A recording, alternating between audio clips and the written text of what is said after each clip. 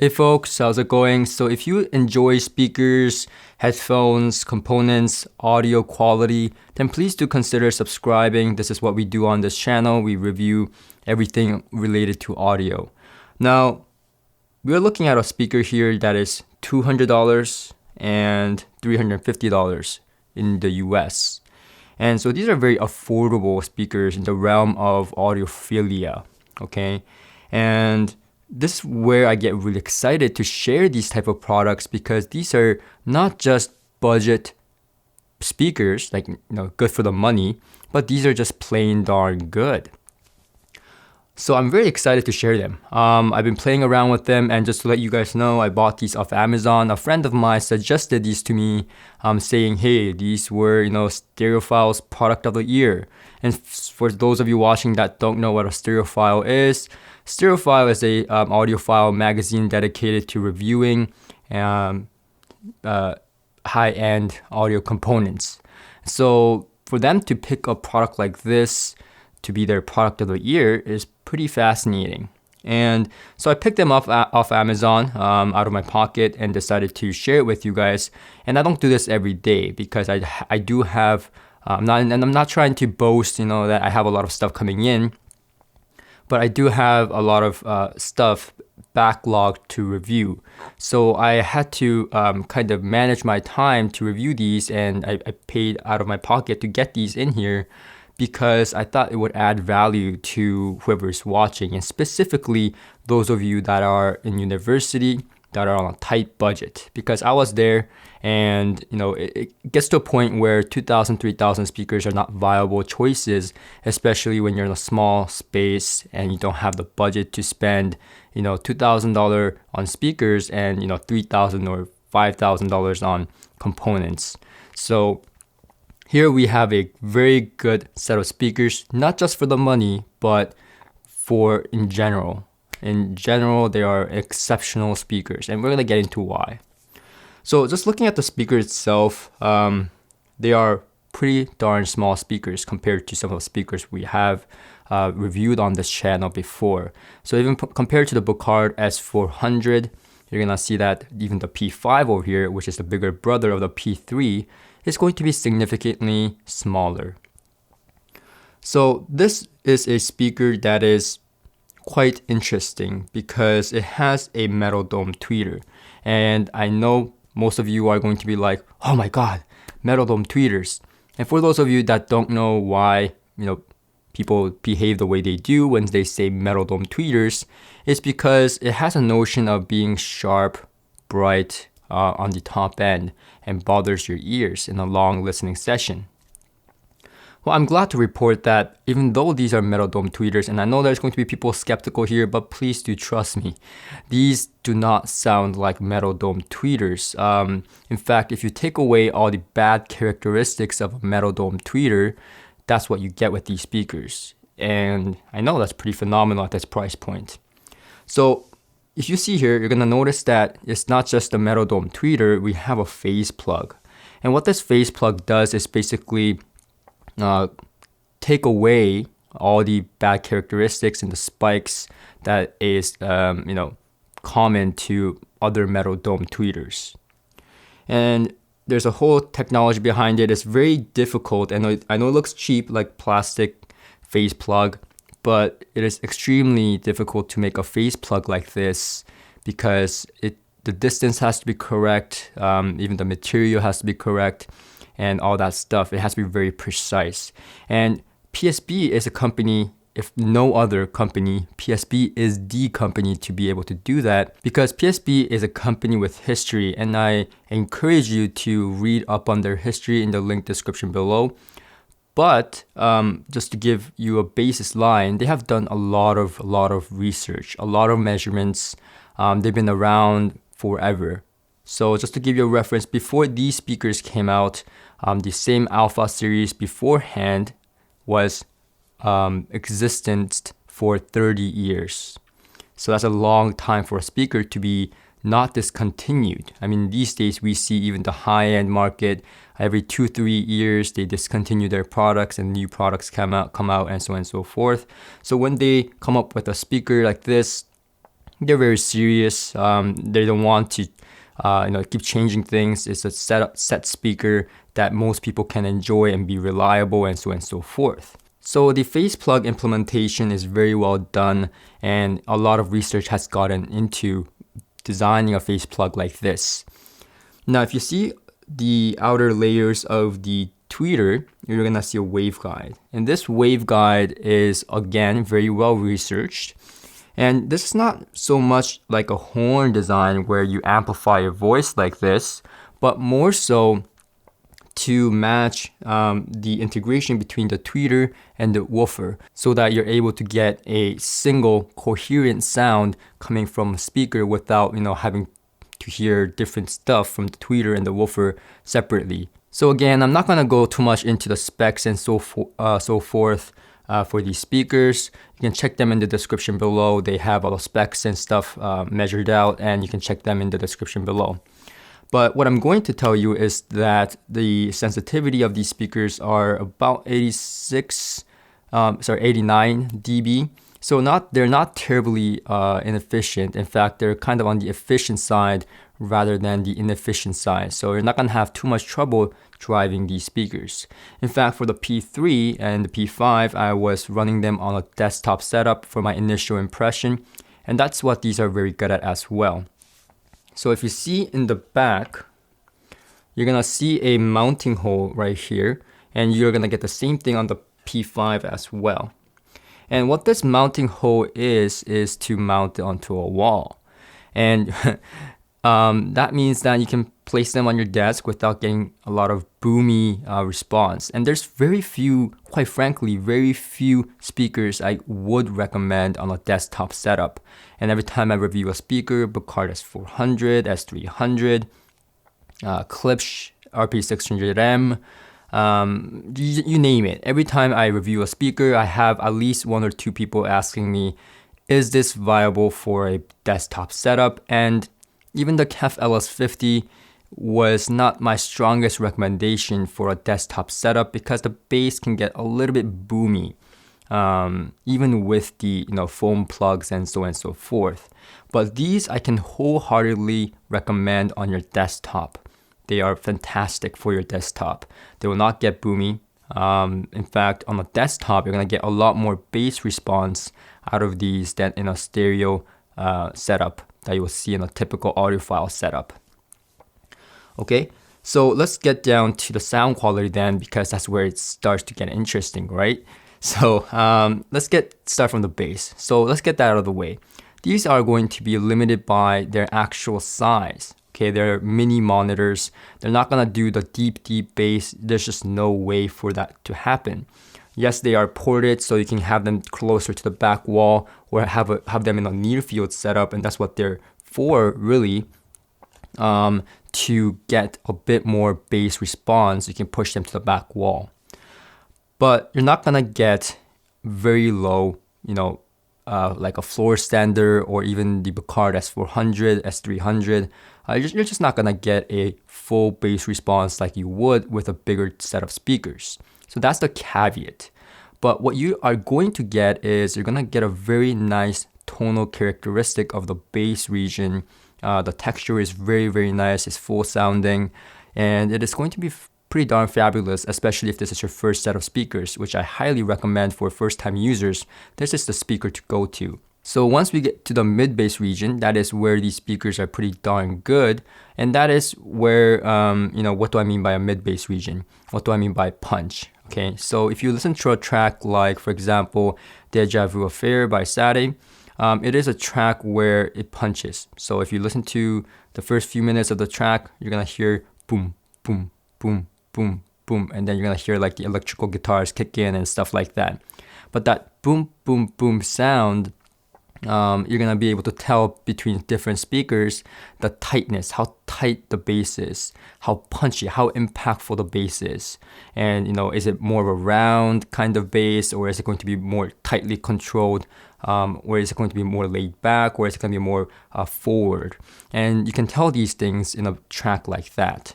So I listened to a track like that, multiple tracks like that. In fact, maybe some of you university people will know, the millennials, Bad Guy by Billy Eilish has that kind of mid-bass characteristics. Now, quite over-exaggerated on the Billie Eilish Bad Guy song, but that's the gist of what I'm talking about. So when you listen to a track like that, you're gonna get a very tight, punchy bass, which is quite surprising because most speakers in this budget range would they kind of boost that mid-bass region, so it sounds a little bit bloated and they don't sound very good on a desktop setup like I was talking about. So you're gonna get a very tightly controlled bass without a lot of bloating. But what you're not gonna get is so much of a very punchy bass, a bass that kind of hits you really hard in the chest. Bucardas 400, for example, is a speaker that can do that. You're not gonna get that kind of big punch you're gonna get from a big floor standing speaker. Again, you're limited by the size. You're not gonna get that.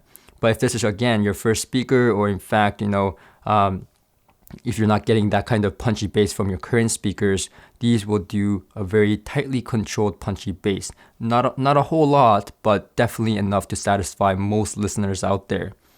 So now we get to the mid-range, and now this is the shining part of these speakers. The mid-range is going to be excellento, just absolutely fabulous. And that's where these speakers really shine, because you have to realize that most of what we listen to, including movies, most of our songs and tracks that we listen to, are going to, 90% of what we listen to is going to be in that mid-range. So vocals, female vocals, male vocals, guitars, saxophones, most of it is going to pertain in that mid-range section.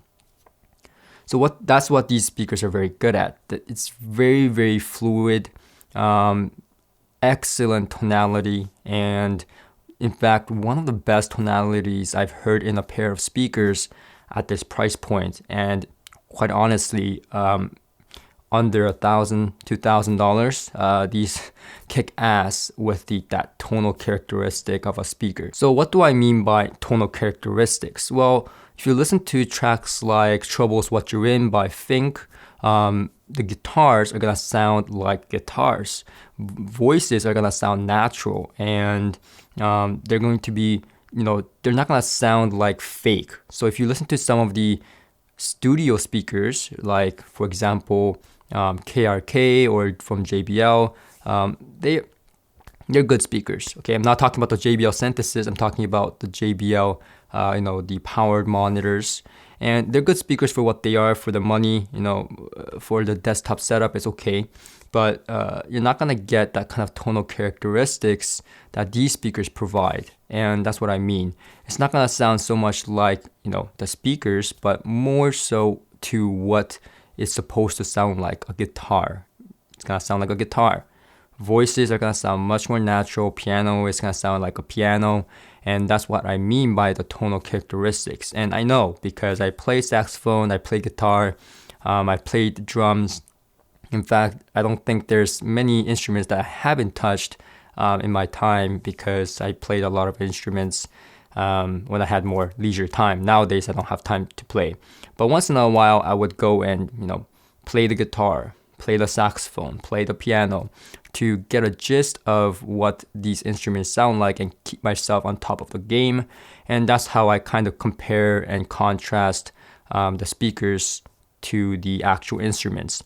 And don't get me wrong, no speaker is going to be able to produce the exact tonal characteristics or qualities of a instrument, but these are pretty darn good. Okay, and so the mid range is excellento, just fabulous. Now, obviously, you're gonna get more mid bass and lower frequency on the P5 than the P3, just because the P3 is much smaller with a smaller woofer and so on and so forth. So just keep that in mind. But the mid-range characteristics are pretty darn similar. Now, extending into the high frequency, right? The high frequency is quite interesting because it could be a miss or a hit for a lot of people. And so the high frequency shimmers, at least to my ears, it's just about perfect. It doesn't sound closed down. It sounds pretty open to me. But if you're coming from, let's say, the ELAC Velas, which I reviewed, and I really liked it, or even the Klipsch RP600M, if you're a little bit of a person who likes a speaker on the brighter side of the spectrum, so a little bit of shimmer, then you're not going to probably find these to be open sounding. You're going to, in fact, find these a little bit closed down in comparison. But ultimately speaking, on a grand scheme of things, these are going to be a little bit extended in the high frequency, giving that a little bit of a boost into making things sound airy and open for most people. And it's going to satisfy most people out there, in my opinion. Now, getting into the soundstage, they are going to throw a large soundstage. And because they're mini monitors, they're going to image fantastically well as well. So in terms of imaging, actually, because they're metal dome tweeters and because they're mini monitors, it's very hard for it to go wrong with imaging. They tend to image very well. But these are fantastic in terms of imaging. I mean, there was not once where I played a track and I didn't feel like the person was in the room. It was a very engaging experience. And the separation within the instruments and vocals are very good, with plenty of black notes in between, very quiet background as well. It is a really fantastic speaker in that kind of regard. Instruments and vocals are just floating, and they're segregated, and they sound very delicate and just beautiful. I would say that these are holographic, but not holographic in the sense they are like tube-like, but more so holographic in the sense that they're just about right in terms of soundstage and separation and focus. So there's always going to be speakers that are going to be more catered towards focus. So they're going to be more focused, and that may sound a bit bright to some people, a little bit too in your face. But these speakers are just in the right balance, at least for me, in terms of being in focus and in your face and being laid back. So they're just on the right balance. And for most people, I think this is going to be, again, a fantastic choice because they're not trying to cater to, per se, one specific niche of people that are really into the bright sound or into the warm, luscious sound, but they're following somewhere in between and trying to retain that shimmer again, while retaining that warmth in the mid-range as well. So I think that really covers the sound characteristics and overall qualities of these speakers that I've heard.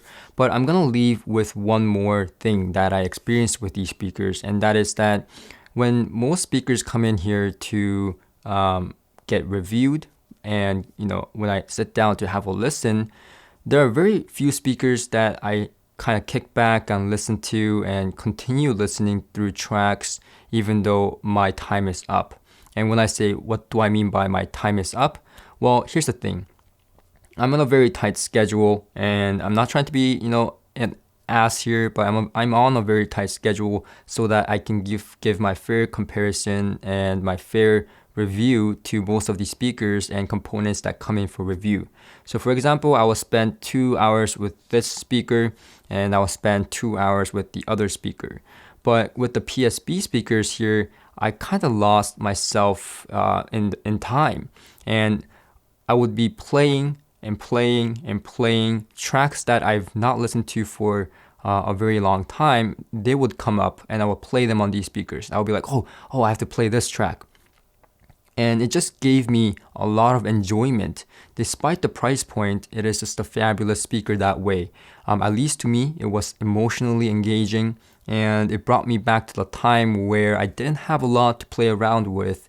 And if I were to go back into that time and I were to choose a pair of speakers that can be of my service and emotional support, then these speakers will be the ones that do it. And these are not all that, finicky with amplification as well. You can practically power these with even a budget SMSL Class D amplifier if you're really on a budget.